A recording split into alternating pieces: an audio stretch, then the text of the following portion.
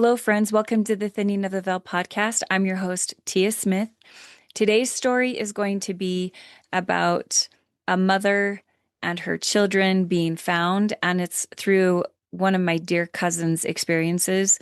First, I wanted to say, though, thankfully, we had Andy on as a guest, and I so valued and treasured his testimony about the creating and the forming of relationships more deeper when they are on the other side of the veil in ways that probably we don't even really contemplate. I think sometimes when we lose someone, we just think, okay, well, we will resume that relationship when we see them again on the other side or in the millennium or the second coming. The actual reality is, my friends, is that when we lose someone, we can further really put value into the relationship and grow the relationship as you were involved in the same work. And that is the testimony that Andy bore yesterday. And if you haven't watched it, go watch it because it is truly one of those inspiring messages. Another reason yet that we need to be in the temple doing the work if we desire to have those relationships with those from beyond the veil, both working to bring to pass the immortality and eternal life of man, working in tandem. Tomorrow is going to be the Gathering Academy, and Colette's going to go over the importance of adding in what we know and how we do that. And that is super important when we're looking at establishing a full picture of someone on Family Search. And that also helps others research more readily because they have more bits or more pieces of the puzzle. Friday is going to be another talk about the importance of genealogical research, but it focuses specifically in there about the promises made to the fathers. And if not, there's a curse. I've never heard the curse explained the way that he explains it, but I am excited to share it. And again, it's just another person as excited I am about genealogical research and maybe more knowledgeable. Definitely a blast from the past talk, which I'm excited about. We're going to jump right into the story, but I'm just reminding everyone that if you have your own story or an ancestral story, please email me at tia@thinningoftheveil.com. Know that I will get back to you if you have emailed me. It takes a long time to go through the emails that have already been sent, but they're just hidden gems for me in so many different ways, and I'm able to share them and have others hear them as well. So again, that's tia@thinningoftheveil.com. Now, this story comes from a dear cousin of mine, and we have just gotten super close in the last year or two. To give you a bit of a backstory, our fathers are brothers. So both of our maiden name is Campbell, and the Campbell brothers have died fairly young of health issues, most especially heart attacks. And so Rosalia and I have been left without fathers for a very long time, and we lost them kind of before we weren't expecting it. The thing about Rosalia is that she is just as excited about family history research as I am, and we didn't necessarily grow up super close together. Our fathers are on opposite ends of the family, so she's part of the older section of cousin. I am part of the younger section. But we have grown super close lately. As one, we're both one of the only siblings in the family, well, or the only sibling in the family that is currently doing Temple and family history work. I have focused a lot on the Campbell side, and so she knew that, and so she felt the pull to her Italian ancestry. Her mother is from Italy. She was born in Italy and actually came across and married her dad. So she felt a pull to this. And when we talk on the phone, and we talk quite frequently, we talk about this process of receiving revelation for those on the other side of the veil. She speaks to revelatory experiences in a little bit of a different way than, let's say, my own, where I continue to have dreams with names in them.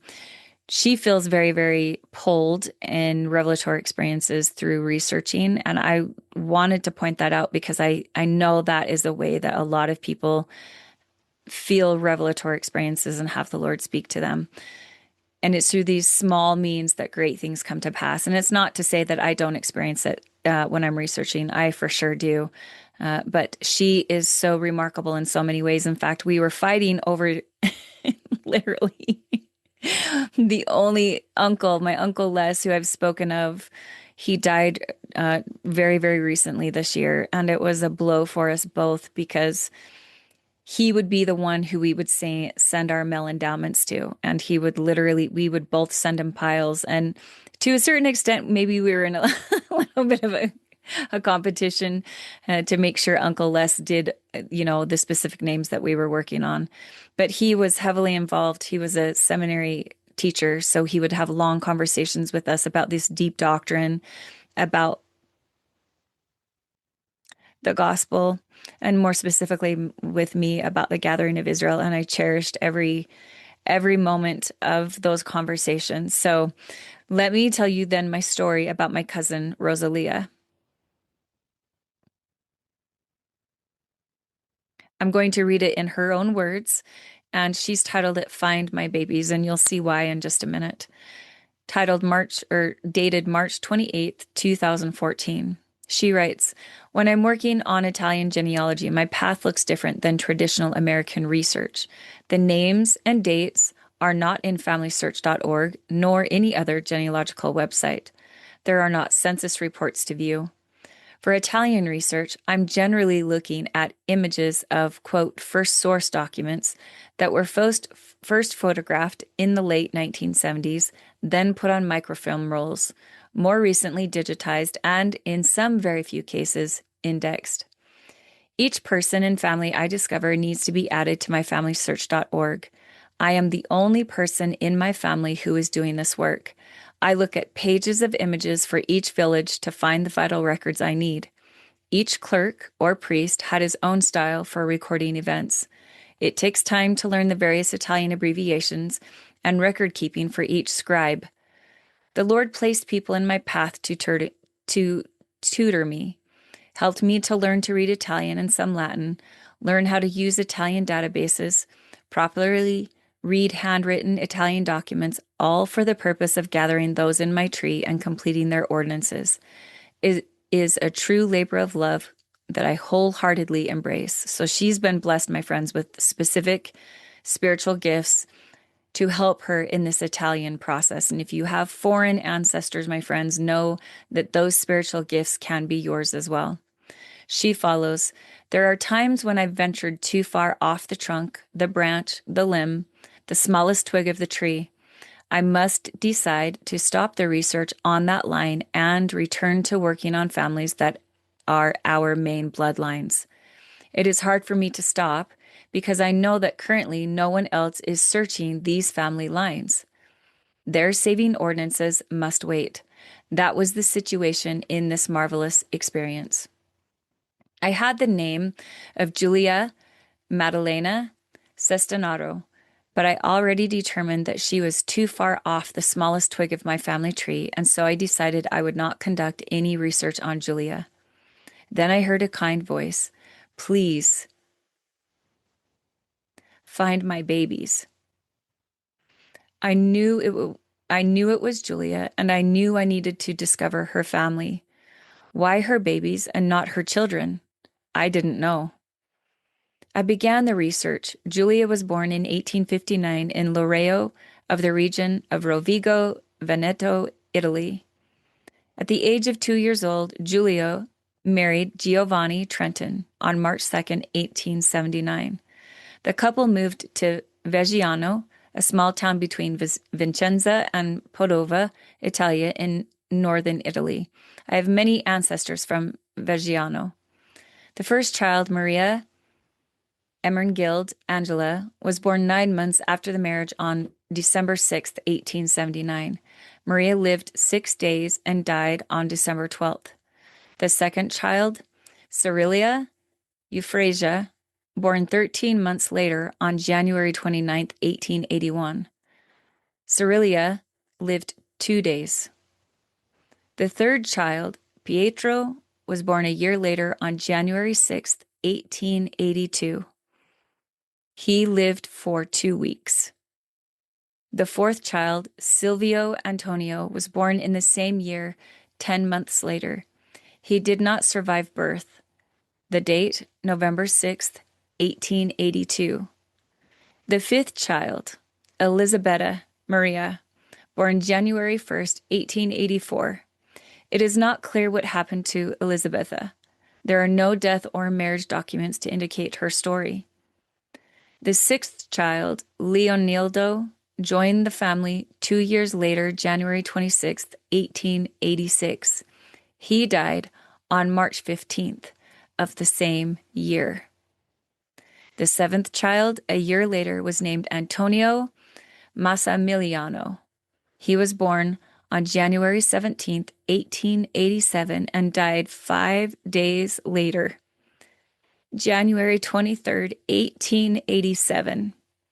The eighth child, born later in the same year, was Vittorio Romolo. Vittorio was born November 27th, 1887, and died less than 2 months later on January 8th, 1888. The ninth child, Danielle Batista, was born December 8th, 1888. This was just a year after the birth of his older brother. The military registration list is proof that Danielle survived infancy and lived to adulthood. Padova lista di leva. The 10th child, Felice Giacomo, did not survive his birth on May 1st, 1891. The 11th child, Maria Concetta, was born just short of a year later. She joined the family on April 30th, 1892. The birth record states she did not survive. However, a note in the column provides marriage information. When a person married, the clerk would indicate the marriage on the record of birth. In this case, since Maria was listed as deceased on the birth record, the marriage entry was a clerical error. I believe the clerk entered marriage data on the wrong birth document. Maria did not survive her day of birth. The 12th child, born just over a year later, was named Giulio. He did not survive his birth of May 10th, 1893. On the day Julia gave birth to her 12th child, she also died. Julia was only 34 years old.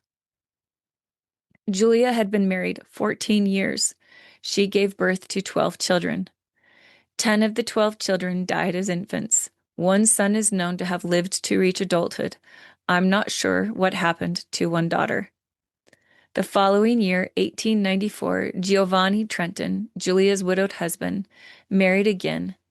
Giovanni and his second wife, Maria Magro, have 5 known children. Of the 5, Giovanni saw 3 of his children survive infancy and grow to adulthood. Julia's plea to me to find her babies now made sense. All these babies died during the birthing process or shortly after. How did this young woman endure so much grief? She carried 12 children, gave birth 12 times, sometimes twice in a year, and lost all but 1 or 2 of her children. Was her body so worn out and grief taken its toll on Julia? Were there complications in birth? Julia died the same day as her last baby. What hope did Julia grasp to when each baby lived a day, 2 days, a week, a month? I was distraught with Julia's story. Never had I encountered such sadness in all the years of research. What happened to Julia? Why did so many children die? Why did she die? While I felt gratitude for listening to Julia's plea, my heart mourned for this woman. The anticipation of completing temple ordinances for this family was not compensation for the profound grief I felt. I turned to the Lord. On my knees and in tears, I opened my heart to God. Why? What happened to Julia? Time after time, why had the joy of birth been overshadowed with the sorrow of death?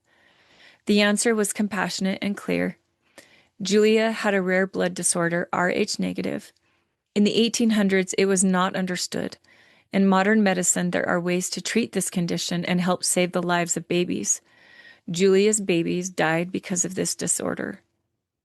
Sadness turned to compassion. In his generosity, God helped me understand the circumstances of Julia's life. I felt so grateful I listened to her plea. Find my babies. I felt privileged to serve as proxy for Julia in the house of the Lord. There was not a dry eye in the sealing room when those 12 children were sealed to Giovanni Trenton and Julia Maddalena Sestanato. I felt Julia embracing each baby as those names were read at the altar in God's own house. There is a power in speaking or hearing the name of a person read in his temple. A condition of mortality had been made right eternally. Julia had her babies. Sorrow and grief became joy and gratitude. Thank you, dear Julia, for allowing me to discover and document your story. I'm so grateful that my cousin decided to send me this story because the pain of that dear woman was made right and made whole, and my cousin was able to experience the wonderful reuniting of that whole family and the healing of that mother's heart. This is the work we are involved in, my friends. We are involved in being a healer of the generations.